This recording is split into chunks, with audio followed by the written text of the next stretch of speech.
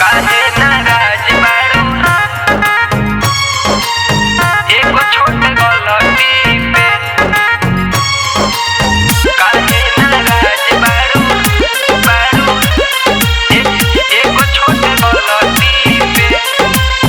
काहे नाराज बारू एगो छोट गलती पे। तोहके समझ के चुमनी गाल साली छोटकी के।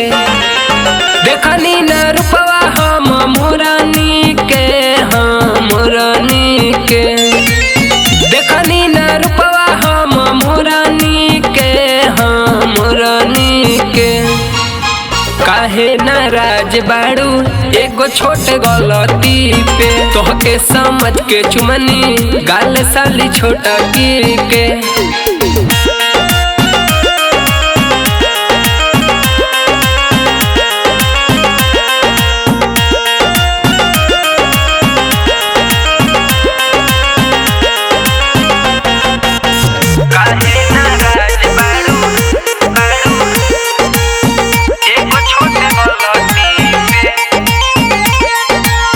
लाल लाल रहे हो तहनी के कपड़ा, बुझनी न धैनी बढ़ाव जन लफड़ा। अरे ना चिन्हल हो। लाल लाल रहे हो तहनी के कपड़ा, बुझनी न धैनी बढ़ाव जन लफड़ा। भूले सब न कैनी मरजी से हो, मरजी से। भूले सब न कैनी मरजी से हो, मरजी से।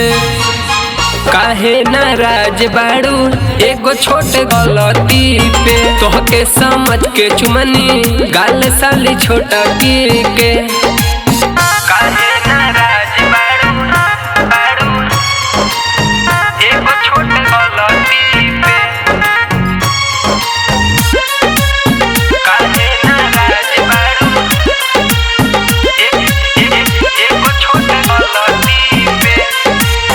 रहे के चाल ढाल काट ले निकाल हो, करी के हाला जन कर तू बवाल हो। ए रानी मान जा। रहे के चाल ढाल काट ले निकाल हो, करी के हाला जन कर तू बवाल हो।